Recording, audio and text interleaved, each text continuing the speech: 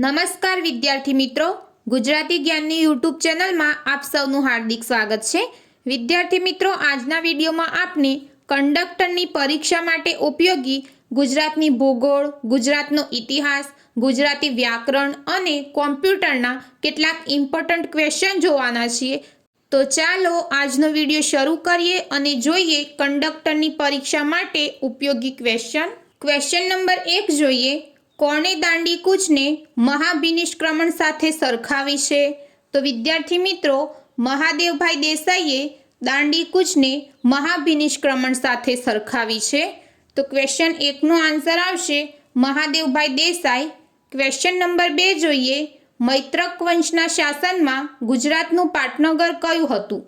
તો મિત્રો, મૈત્રક વંશના શાસનમાં ગુજરાતનું પાટનગર વલભી હતું। તો ક્વેશ્ચન 2 નો આન્સર આવશે વલભી।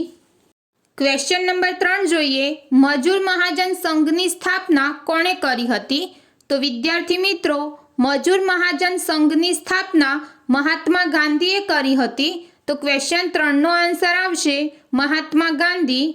ક્વેશ્ચન નંબર 4 જોઈએ, શક સંવતનો પ્રથમ માસ કયો છે? તો વિદ્યાર્થી મિત્રો, શક સંવતનો પ્રથમ માસ ચૈત્ર છે। તો ક્વેશ્ચન 4 નો આન્સર આવશે ચૈત્ર।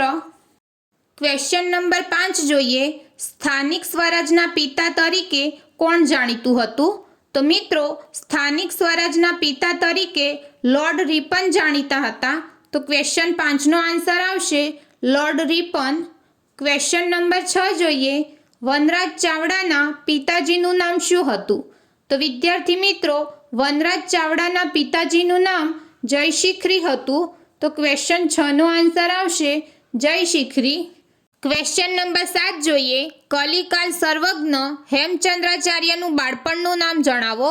તો વિદ્યાર્થી મિત્રો, કલિકાલ સર્વજ્ઞ હેમચંદ્રાચાર્યનું બાળપણનું નામ ચાંગદેવ હતું। તો ક્વેશ્ચન 7 નો આન્સર આવશે ચાંગદેવ। ક્વેશ્ચન નંબર 8 જોઈએ, આહવામાં ડાંગ દરબારનો મેળો ક્યારે ભરાય છે?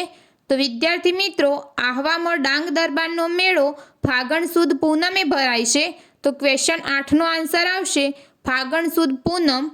ક્વેશ્ચન નંબર 9 જોઈએ, ડાકોર ખાતે જગ પ્રસિદ્ધ રણછોડરાયજીનું મંદિર બંધાવનાર પરિવારનું નામ જણાવો।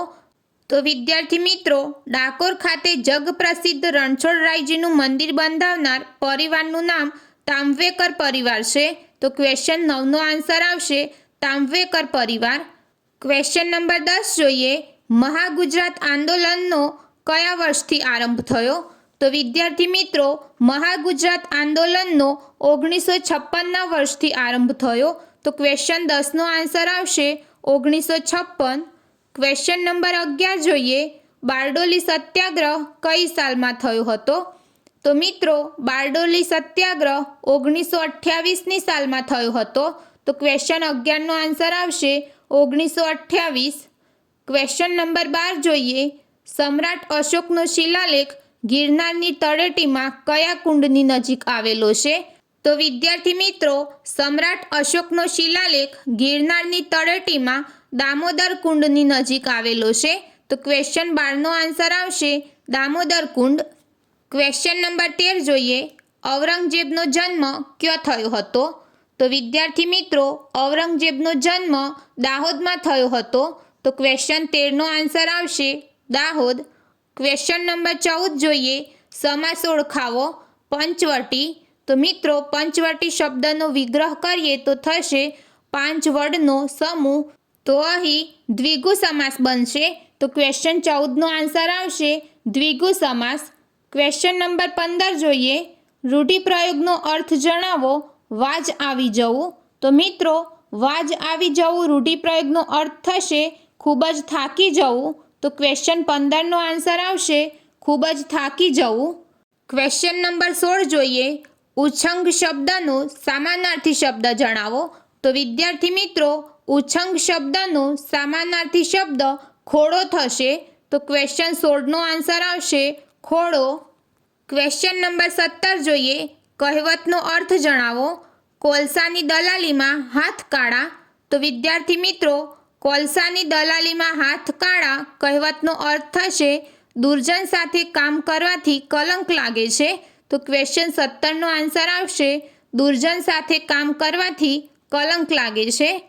ક્વેશ્ચન નંબર 18 જોઈએ. વ્યંજન શબ્દની સંધિ જણાવો. તો વિદ્યાર્થી મિત્રો, વ્યંજન શબ્દની સંધિ થશે વી પ્લસ અંજન. તો ક્વેશ્ચન 18નો આન્સર આવશે વી પ્લસ અંજન. ક્વેશ્ચન નંબર 19 જોઈએ. પાણી વગરની રેતાળ જગ્યા શબ્દ સમૂહ માટે એક શબ્દ આપો. તો મિત્રો, પાણી વગરની રેતાળ જગ્યા શબ્દ સમૂહ માટે એક શબ્દ થશે મરુભૂમિ.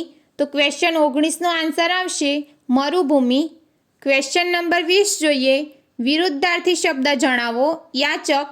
તો મિત્રો, યાચક શબ્દનો વિરુદ્ધાર્થી શબ્દ થશે દાતા. તો ક્વેશ્ચન 20નો આન્સર આવશે દાતા. ક્વેશ્ચન નંબર 21 જોઈએ. સંધિ લખો. વાક પ્લસ ઈશ. તો વિદ્યાર્થી મિત્રો, વાક પ્લસ ઈશની સંધિ જોડતા શબ્દ બનશે વાગીશ. તો ક્વેશ્ચન 21નો આન્સર આવશે વાગીશ. ક્વેશ્ચન નંબર 22 જોઈએ. ચોપાઈ છંદમાં કેટલી માત્રા હોય છે?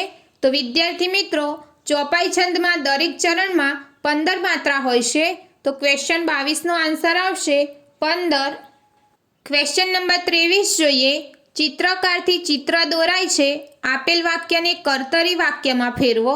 તો વિદ્યાર્થી મિત્રો, ચિત્રકારથી ચિત્ર દોરાય છે. આપેલ વાક્યને કર્તરી વાક્યમાં ફેરવશું તો વાક્ય બનશે ચિત્રકાર ચિત્ર દોરે છે. તો ક્વેશ્ચન 23નો આન્સર આવશે ચિત્રકાર ચિત્ર દોરે છે. ક્વેશ્ચન નંબર 24 જોઈએ. હણોના પાપીને દ્વિગુણ વધશે પાપ જગના. છંદ ઓળખાવો.